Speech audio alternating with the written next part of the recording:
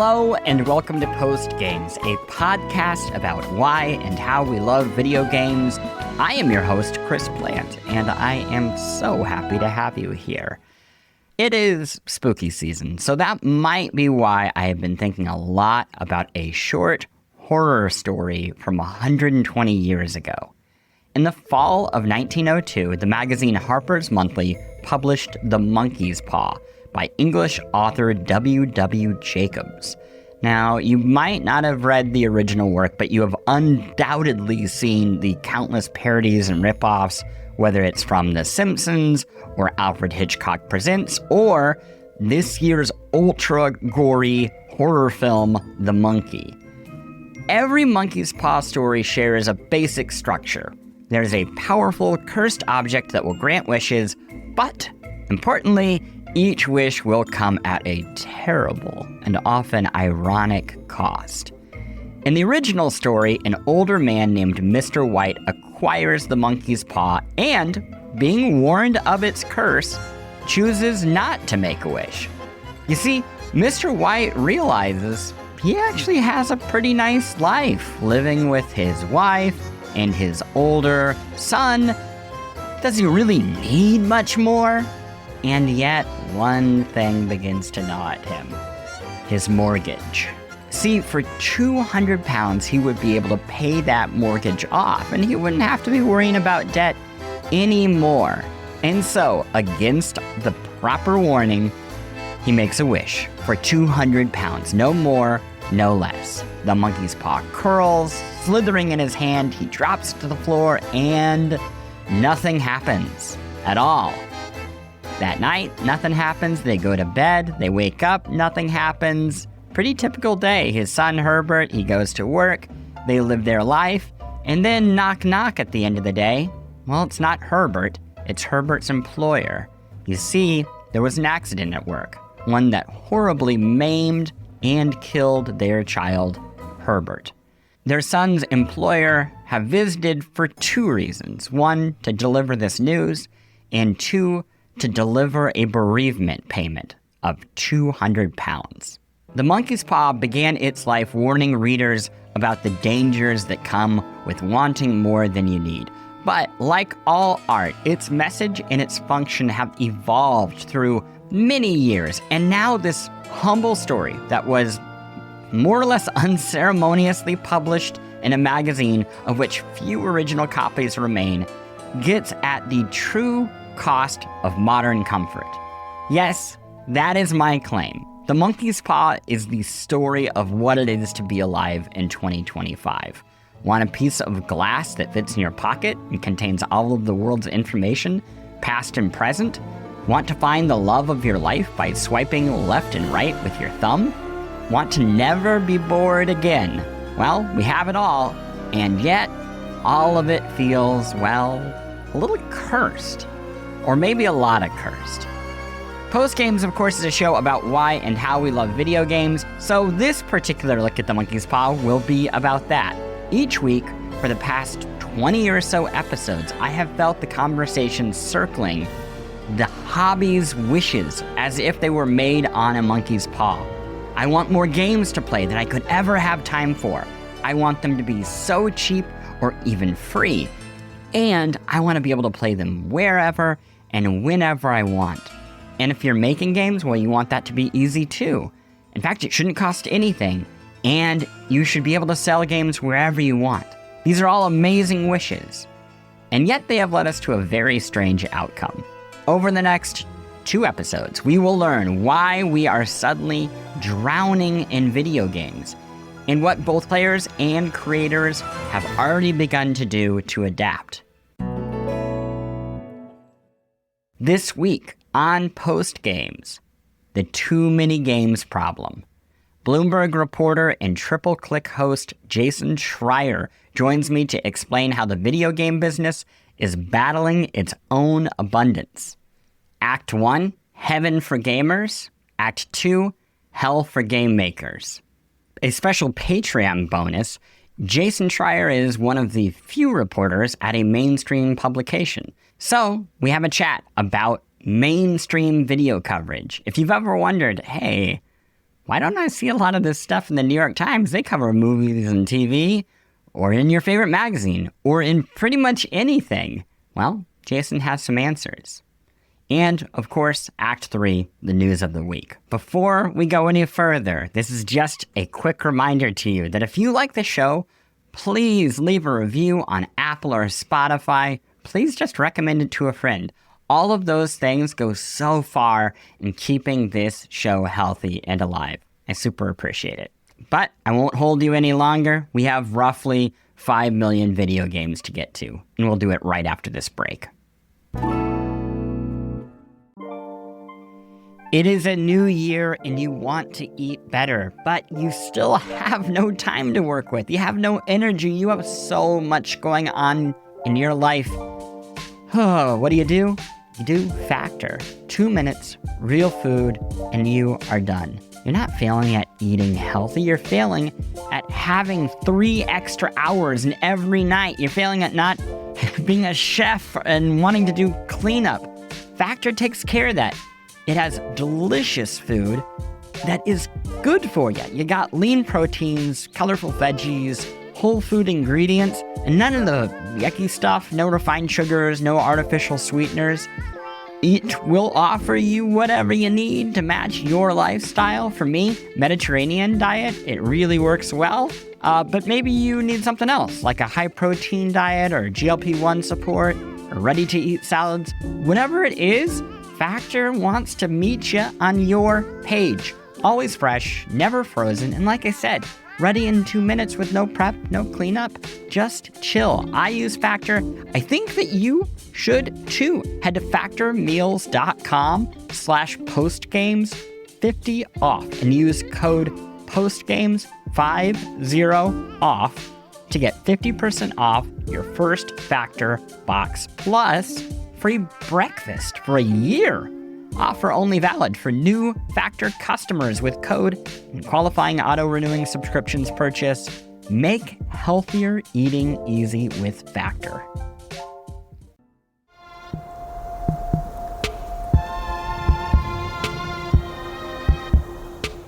Acts 1 and 2. Heaven for gamers, hell for game makers. By day, my guest, Jason Schreier, is a reporter at Bloomberg, where he routinely breaks news about the biggest studios in video games. By night, he co-hosts the video game conversation podcast, Triple Click. Somewhere in between all of that, he manages to also write books like Blood, Sweat, and Pixels and Press Reset. His latest book, Play Nice, which tells the history of the iconic mega developer Blizzard, is now available on paperback, and you should check it out. Now, Jason recently published the story, "The video game industry has a problem. There are too many games," in which he writes, in 2024, a staggering 18,626 games were released on Steam, according to SteamDB, a website that tracks data on popular PC platforms. That's an increase of around 93% from 2020, when 9,656 games were released. This glut of new releases stems from a number of factors, including widening interest in games, the rise of cheaper and easier development tools, and lower barriers to entry. There was once a time when it was impossible to create a video game and get it into people's hands unless you had a publisher that could get you prime shelf position at GameStop and, of course, Walmart. But over the past decade, as customers pivoted en masse from physical to digital games, the playing field has been leveled. In our conversation, Jason explains why this has been great for gamers, but why we are beginning to see the ramifications for the artists who make games that now compete against thousands of new releases and an even greater existential threat. So, let's get to the conversation. To start, I wanted to quote a line from this piece that you wrote about the problem of too many games. You write, "Over the past few years, the video game industry has faced a difficult contraction period during which companies have laid off thousands of employees due to flattened growth. There have been many reasons for this shift, such as huge COVID-era investments that didn't pan out. But one problem stands above the rest. There are too many video games. So when I read that, there are a lot of ails in the video game industry. To hear that this is the biggest one, it kind of knocked me over. And I'm curious, what's your case for that? Why is this such a big problem for video games? Yeah, I wouldn't say it's the biggest ail in the video game industry. Sure. Let's make that clear. I think there are a couple others that are kind of the woes that the video game industry is facing. But when it comes to getting attention, the oversaturation of the video game market is certainly a big problem. Nowadays, when you launch a new game, you're competing against so many other new releases. And then also, perhaps even more alarmingly, you're competing against the games that people are already sucked into and spending all their time on, like the Minecraft and GTA Online and so on and so forth. Yeah, I mean, it is a problem. We still certainly see some indie breakout hits, and I don't know, Peak just came out and became a breakout hit, just kind of out of nowhere. And we certainly are seeing games do well when they have a lot of hype behind them, like Silksong. But now more than ever, it's harder to get attention. And we've seen a whole bunch of games, both in the AAA and in the indie space and in the AA space, fail to get traction because it's so hard to break amongst the noise. Like, get out, like, there's just so much noise around so many releases every day that it's just so hard to get attention for a lot of these games. I don't know, maybe a good example is just like a couple weeks ago, there was this game called Hell Is Us that came out. It got decent reviews, and I would have been curious to check it out if not for a dozen other games that came out like around the same time that I was hoping to, or that I planned on playing as well. That game seems to have not quite met expectations based on what the director has been alluding to in interviews and whatnot. I think partially because it came out on the same day as Silksong, but also because a game like that might have had more of a chance to stand out or at least get attention for what it was doing that was unique if there weren't so many other games coming out. We're going to dig into the many problems here. But before we do that, I want to talk about the positives, because I think that there is a certain type of person who reads your article and their reaction is, what the fuck are you talking about? You sound like Scrooge McDuck saying, I have too many gold coins in my swimming pool. Why would I want fewer games? So are there positives to all of this for the consumer, for anybody? Yeah, it's funny. I think a lot of times people read a headline of an article and they don't read the article and they just react to the headline. But even in this case, the headline spelled out what I was saying, because the headline says the video game industry, keyword industry, has a problem. Not video game players have a problem. Not video game critics have a problem. The video game industry has a problem. There are too many games. But somehow a large portion of Blue Sky, which has gotten just as bad as Twitter used to be, not as bad as current Twitter, but as bad as Twitter pre-Elon Musk used to be. A large portion of Blue Sky reacted to that as if I had said this was a problem for gamers, which of course it is not. It is a wonderful thing for gamers to have this incredible bounty of choices that people have these days. It is a big problem if you are a video game company trying to stay afloat. And I think that it feels like we're getting more and more to the same spot that some other industries are in, the book industry, the music industry, where there's going to be much less of an expectation when you release something to actually be able to make a living off of it. It's going to be much harder to actually get the attention and get the sales numbers that you need to turn a profit on some of these creations. But yeah, I mean, from a customer perspective, and then both the headline and the body of the article point this out. From a customer perspective, this is great news. It's great to have this just wealth of choices in the games that we get to play, both in terms of genre, in terms of variety, in terms of quality. From an industry perspective, not so much. Yeah, I mean, the point about it being saying games industry in the headline is interesting, and maybe we're taking too much of a tangent here, but I do feel there is an issue with a certain subset of video gamer that hears video game industry and it's all one thing. Or they think of themselves. They're like, that includes me, the person who spends $1,000 on video games every year. Yeah, I mean, for when we're recording this, the film One Battle After Another came out this weekend. And so much discourse already of, did it make enough money? And that matters to a very small group of people. But you would feel that it matters to everybody. And now you can twist it and contort it and say, well, if it succeeds and I get more movies that I like, you're so extrapolating out far from your actual role in this entire machine. So I I see why people felt that when they read it, but I think your point obviously stands. Yeah, I mean, I also think that gamers tend to just they've been coddled so much by the video game industry that they just believe that everything is all about them. But yes, this is a tangent. Really, what the story is saying, and what I believe to be true, is that the gaming industry has a very big discoverability problem and attention problem. And I think that a lot of the new games that are coming out that might have seen growth from players who are just kind of moving from one game to another are now not seeing that growth because a lot of those players are just sticking with old favorites, or they're just not even noticing the new games. We'll get to the new games and the old favorites in just a second. One last of the, I guess, positive framing, if we're trying to look at this through the most rose-colored glasses, is all of these video game developers chose to make these games, right? There are more and more people every year who are choosing to make video games. They feel incentivized. They feel like there's opportunity for it. What is going on in the video game industry, in the community, that is inspiring people to pick up and make all of this stuff? Yeah, that's a good question. I mean, two thoughts come to mind. One is that more people are playing games than ever before, despite the fact that maybe the video game customer market hasn't increased. The number of people who are interested in games as an art form certainly has.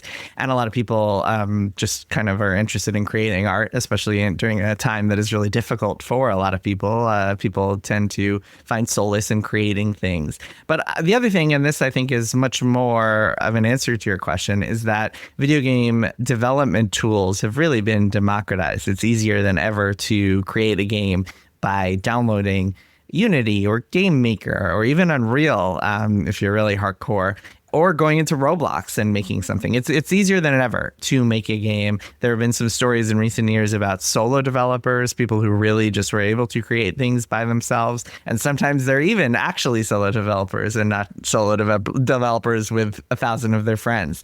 But now that it's easier than ever to make games, and then it's also easier than ever to release them. When you and I were coming up in this industry, Steam was a lot more gatekeepy than it is today. Steam did not allow people to just publish things. First, it was very limited. Then they opened this process called Greenlight, Steam Greenlight, for a little while. Nowadays, it's very easy to get a game on Steam. You don't really have to do much of anything other than go through Valve's process. So it is easier than ever to make a game, and it is easier than ever to release a game and get it potentially in front of people. Although I think those two things are kind of inverse in that the easier it is to release a game and put it up on a platform, the harder it is to get it in front of people. But yes, this is all a great thing. The democratization of gaming tools, the fact that anyone who has the wherewithal could potentially go out and make a game by themselves, that is an amazing thing. And I think that is certainly qualifies for your list of positives. And to be fair, people start making games years in advance, right? We were not at the exact same problem that we're at right now.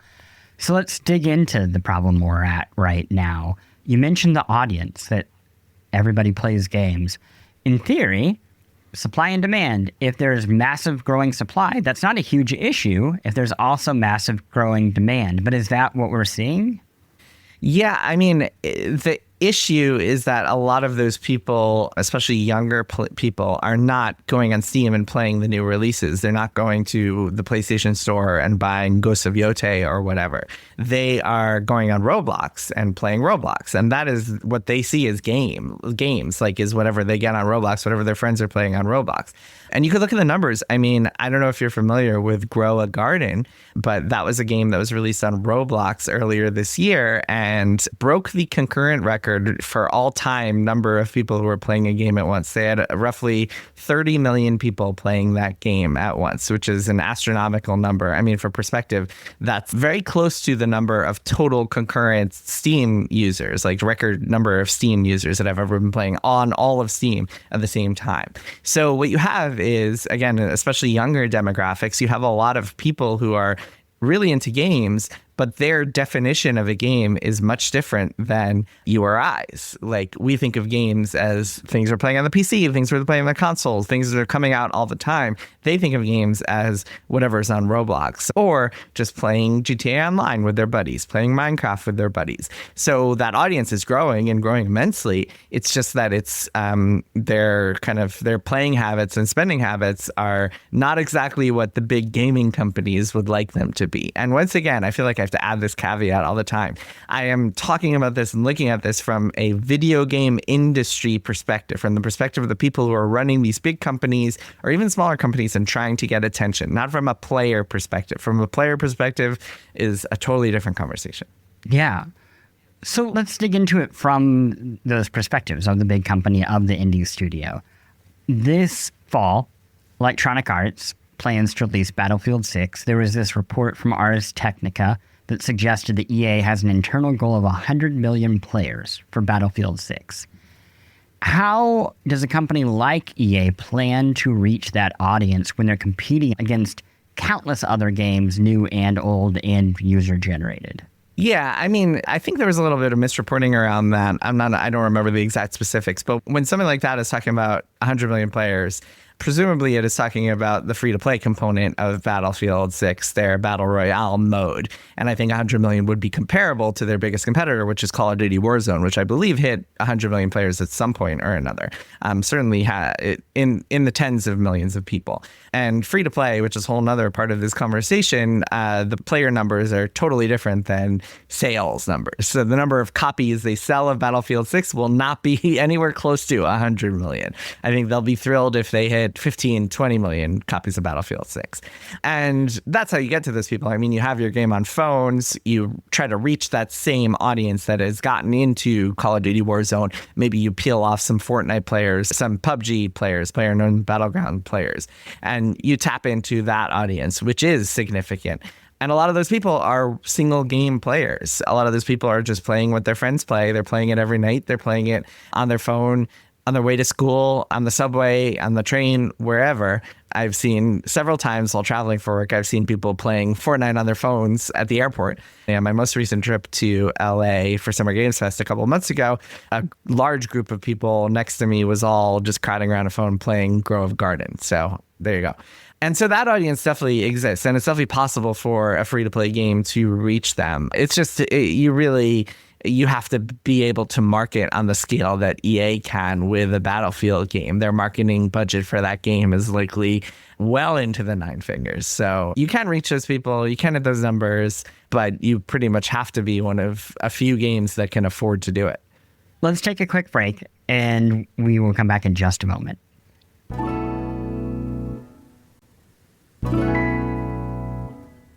These games that are smaller scale, that are not Silksong, but are competing in that territory.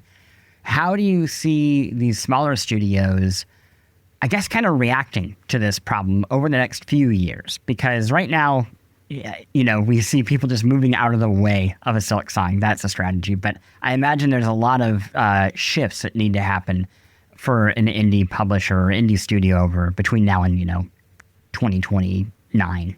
Yeah, I don't know if Silksong was really the issue. I've seen some persuasive arguments that it didn't really matter that Silksong was released on the same day as X game, or that games didn't necessarily need to move out of the way of Silksong. A lot of times when you're a smaller game, you are relying heavily on a couple of metrics. Steam wishlists are a big one because that helps your game bubble up thanks to Steam's algorithm. It helps you get placement on the store and whatnot. Also, new releases is a big one. A lot of people, at least traditionally, when releasing new Steam games, have been relying on getting on that list of new releases because streamers will sometimes go through that list and pick games from there that they think look interesting and play them, and that can help just build this kind of snowball of word of mouth. If one streamer plays it and then maybe they rate another streamer and another streamer thinks it looks cool, that can really start just by them all seeing your game on new releases. The problem these days is that new releases, you're barely on there for like a few hours before you get knocked off because so many games are getting released on Steam every single day. So that's one avenue of potential visibility that has really dried up for a lot of these smaller companies that maybe don't have the potential of huge marketing budgets. Yeah. I mean, I want to dig into that one just a little bit further, which I think there's a certain type of skeptic to everything that we're talking about who would say that, hey, a good game will rise to the top thanks to the democratization of game releases. We live in a meritocracy. I assume you don't believe that, but how do you respond to that? Yeah, I mean, I don't think there's any real way to know that. If we're talking about numbers here and metrics that are measurable, let's talk about Metacritic. As much as I've always loathed Metacritic for various reasons, the aggregated scores on Metacritic can be a helpful measure for like how people are feeling about a game. Nowadays, I don't have the article in front of me, but a significant number of games that are reviewed and included on Metacritic are above an 80. 80 is generally considered good, right? Like we all consider, 80, that's a good game. Nowadays, you cannot stand out if you're above an 80. If you're above a 90, that's another case. And that is kind of the upper echelon of games that are released. I believe there's only less than a dozen games that are 90 plus on Metacritic, not counting all the remasters and shit. Right. And that assumes you get reviewed. That's I'm talking about the games that do get reviewed, right? Yeah. That's one kind of category of titles. The ones that are above a 90, those have all gotten significant amount of attention. I believe they've all done at least fairly well. Games that don't get reviewed, I mean, that's a whole nother story. Or games that maybe get reviewed but don't get that kind of attention. Maybe there are 88s that are niche for whatever reason. There could be a few reasons for that. One is that they're a game that just isn't something that will ever really have mass market appeal. There's a game called Despelote? Is that how you pronounce it? That was very well reviewed, but is never going to be a smash hit because it's kind of this narrative autobiographical game about playing soccer as a kid, and it's not something that is ever going to sell 1 million copies. So that's another bucket. And then, there's another bucket of games that could be amazing, but no one ever finds them because they're just released on Steam and sent out to die and buried among all the other new releases that are released every year. I think for those, it's probably even harder to potentially get discovered than it ever was before. And they need some sort of strategy for getting noticed before they even send them out into the void. I think some people who ascribe to the belief that a good game will be discovered no matter what should try to release a game on Steam without any marketing and see how that goes. A publisher would love to save money on marketing if they truly believed that they even had a glimpse of a hope without having to, set the weight in their favor. We would see it. Yeah. Yeah, and then I want to bring up another example because this to me speaks to a lot of the problems with oversaturation. I think single-player games, it is easier to have a hit these days than multiplayer games. And that is a problem for a lot of the games that were funded by VC money about 4 or 5 years ago during the COVID boom and when venture capital was just throwing around $50 million checks to anyone who had ever worked at Blizzard. And this to me feels like a very good tangible example because a company called Dreamhaven that was founded by Mike Morhaime, the founder of Blizzard, released 2 games this year, Thunderfolk and Wildgate. And as my colleague Cecilia at Bloomberg reported, both of those games did not live up to their sales expectations, despite both of them being pretty solid games. I believe they're both 80, 85, something like that on Metacritic. They've both been received well by players. I played both of them. They're both very polished and very solid games. And that's where the marketing matters because I guarantee there is a large contingency of people listening to this episode right now who have not only didn't play those games, but have never heard of them.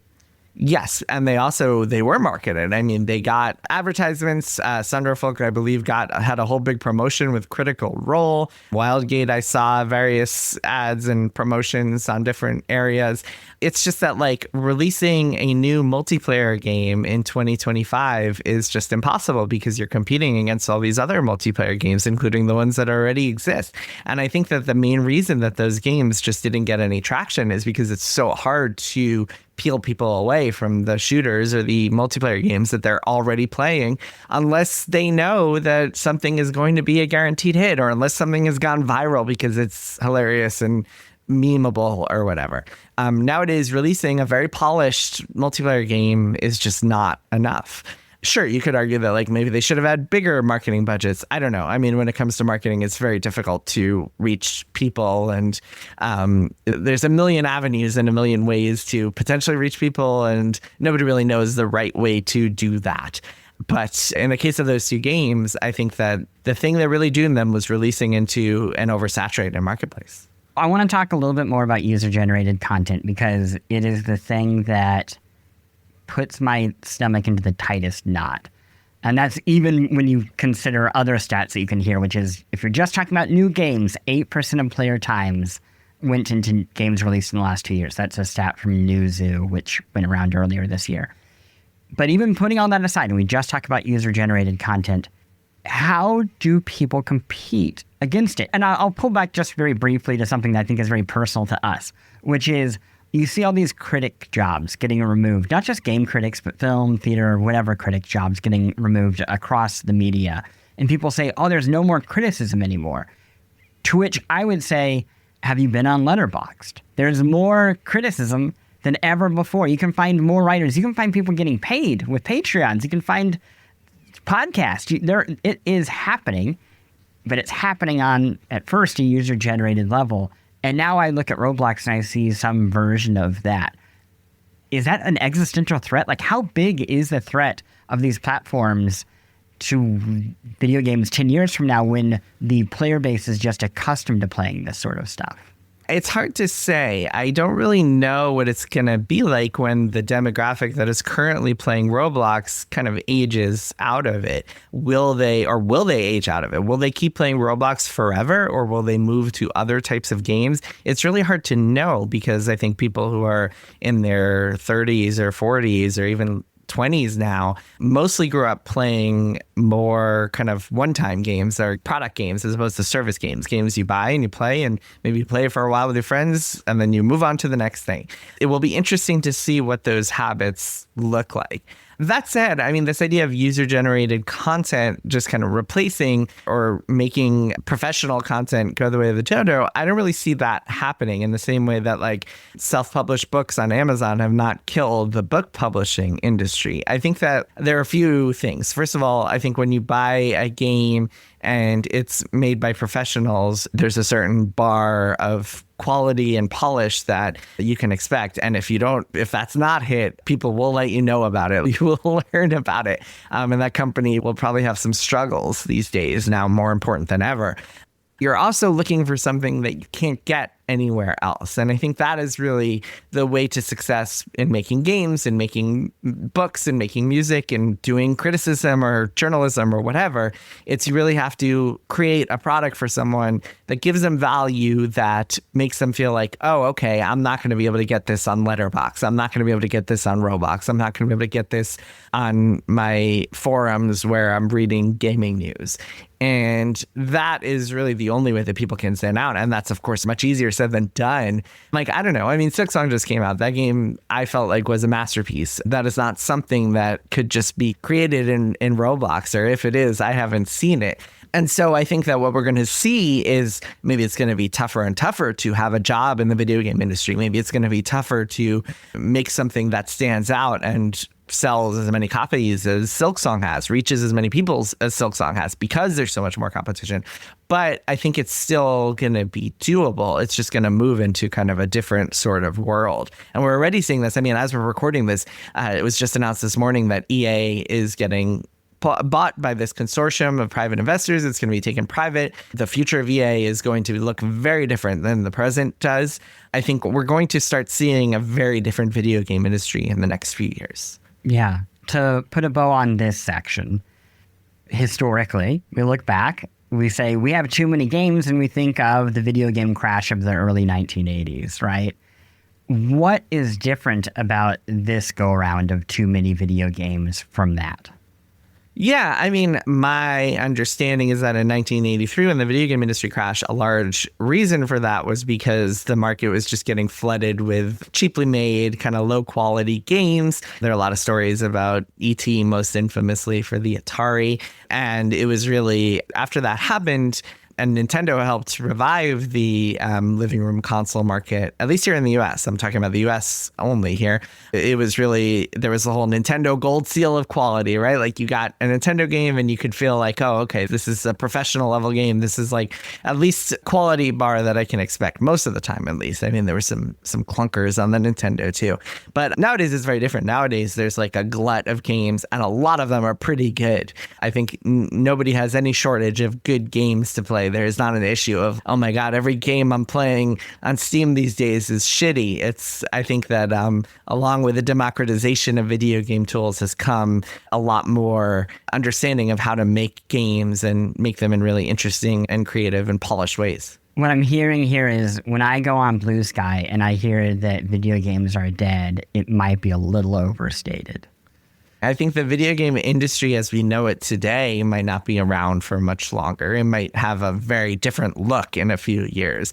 But I think video games as an art form and as a product are stronger than they've ever been and will only continue to be. A good example of that is like the Game of the Year nominations haven't come out for this year.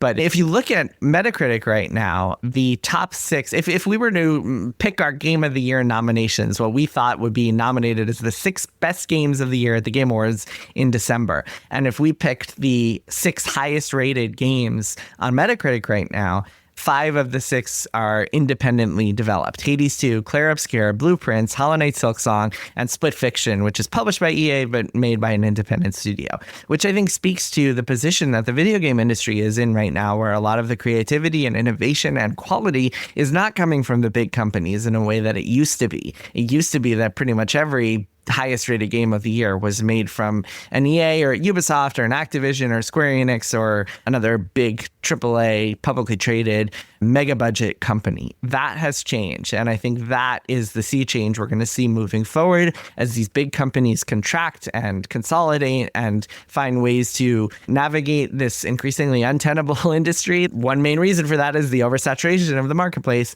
I think that we'll see a lot more independently made Game of the Year contenders and top-rated games going forward. And that's a really good thing if you're a player. I could realistically say with no hyperbole that of those games I just mentioned, 2 of them have become some of my favorite games of all time, Blueprints and Silksong. Like, that's crazy to me. 2 of my favorite games of all time just came out this year. Like, that's wild. Well, thank you so much for doing the show today. I super appreciate it. Can you plug all of the amazing stuff that you have out in the world?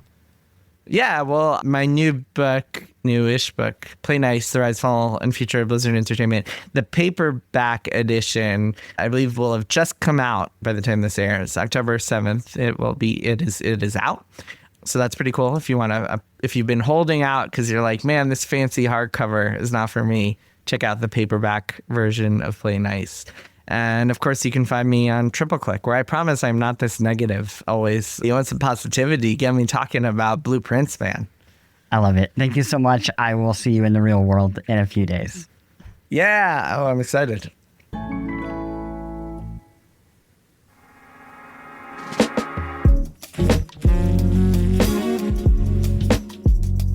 Hey, it's the part of the show where we split up. Patreon subscribers, I have an extra long conversation with today's guest, Jason Schreier, about why mainstream newspapers, magazines, and media brands are so reluctant to cover video games, and also what it is like for him to write for a mainstream publication like Bloomberg. If you're not a subscriber, no worries at all. We will go straight to the news of the week, which includes a Mario spin-off game that for over 30 years has been unavailable in the United States. You're gonna want to hear about it. So, let's do it.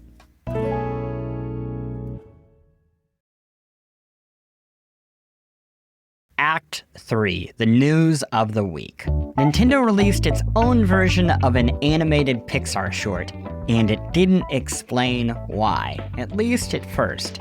The short appeared on Tuesday across Nintendo's video platforms. In the short, which is totally wordless, a baby is entranced by a magical pacifier that floats across its room.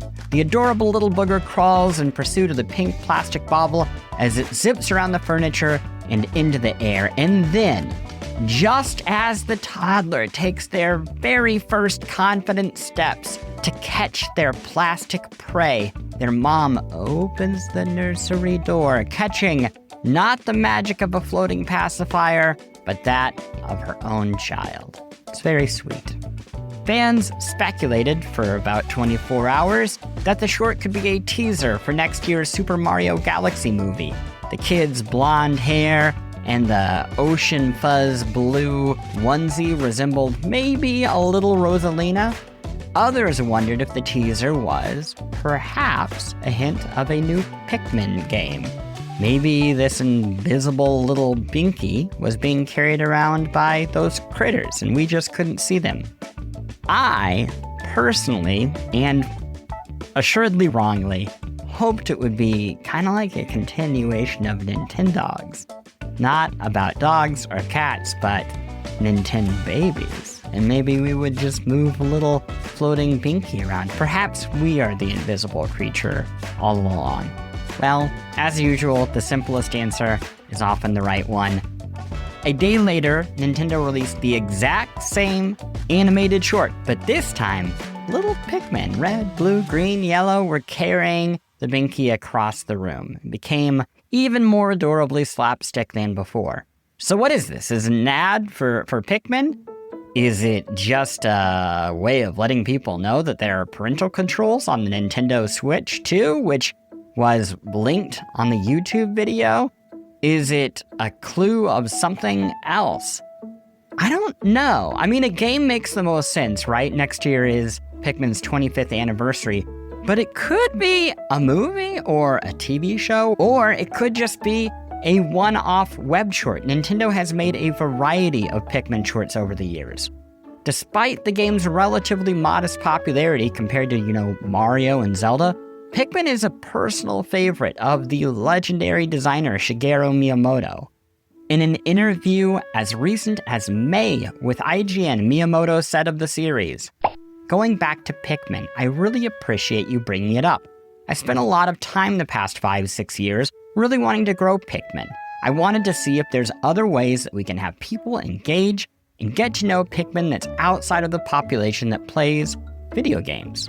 He continues, "And it really stems back to 20 years ago when we did a presentation where it starts off and there's a Pikmin next to you. And so in Nintendo, there's sort of like an unwritten rule. Mario needs to stay in the Mario universe, or Splatoon needs to stay in Splatoon, and we don't use different characters in the same place. But Pikmin has this kind of unwritten rule where they're okay to appear with other characters.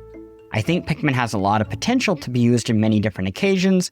When you're looking at small kids, they have a certain appeal for things that are cute, and when they grow older, maybe in their 20s, they start to lose appeal for that. But I think Pikmin has this unique ability to have appeal across a broad range.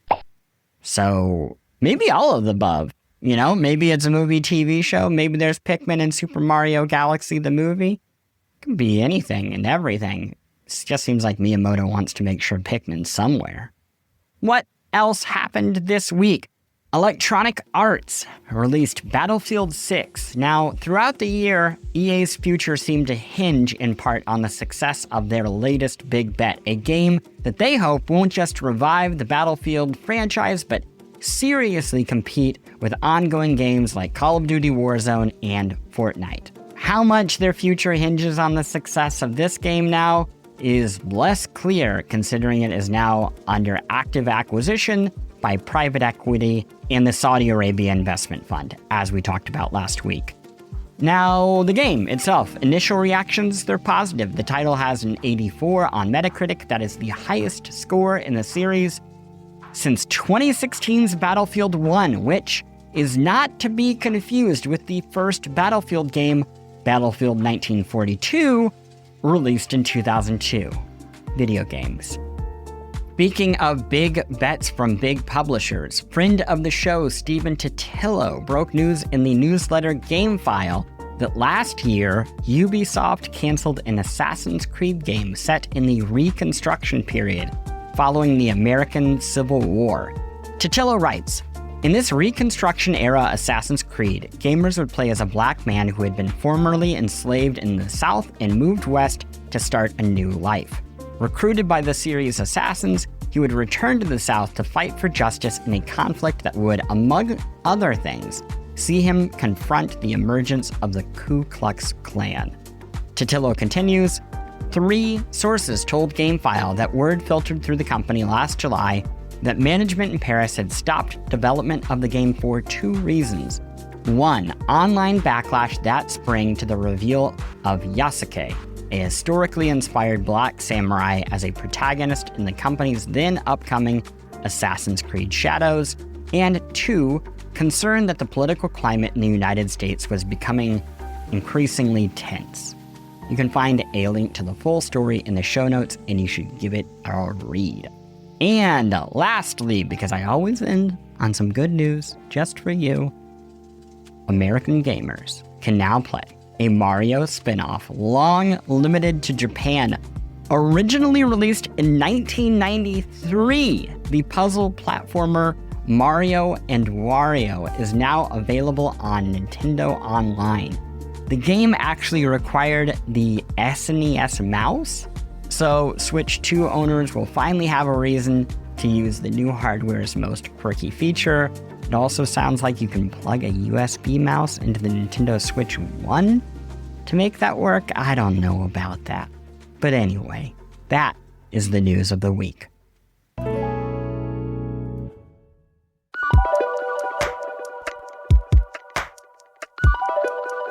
Okay, so now we have our arms around the biggest problem in video games, quite literally. There are too many games.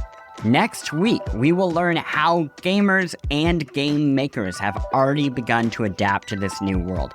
My guest will be Simon Carless, the founder of Game Discover Co., a company that has created special tools to help studios create and release games in ways that get them in front of their intended audience. He is an expert in the increasingly important craft of game discovery, which sounds a little silly because you turn on Steam and you've discovered quite a bit.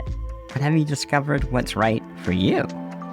If you've ever wondered why certain trends take over video games, why game makers pick peculiar release dates, or how masterpieces can get high Metacritic scores and still fail to break out, well, you'll get some answers. But for now, I begin my farewell. A reminder, post-game supporters get the show and the newsletter early on Fridays at 5 p.m. Eastern, and usually a little earlier than that. They get extra acts and bonus materials. This week, Patreon listeners got a tour behind the scenes of mainstream video game coverage and learned why so little of it exists. Plus, each month, subscribers get a new entry in my ongoing video series, Video Game Journalism 101, which I adapted from a college-level course on the history of games, journalism, and the media. The latest episode, which just went live, is about reviews and criticism, and honestly, I think it's great even if you don't care about journalism at all. We now live in a world where criticism and reviews are inescapable, and I explain that in much greater detail in the video. I think you should check it out. Plus, for Patreon subscribers, no ads on anything. You can subscribe at patreon.com/postgames. You can get the newsletter for free at post.games. Postgames logo by James Barham, theme by the wonderful Mark Sparling, and some news.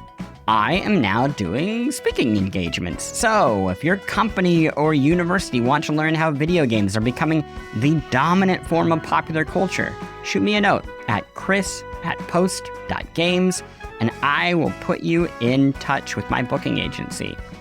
And lastly, a special thank you to this week's guest, Jason Schreier. Again, you should check out his new book, Play Nice. It is available now in paperback, so cheaper than ever. Like the show, leave a review on Apple or Spotify, or share it with a friend. Thank you so much for listening. I'll see you next week.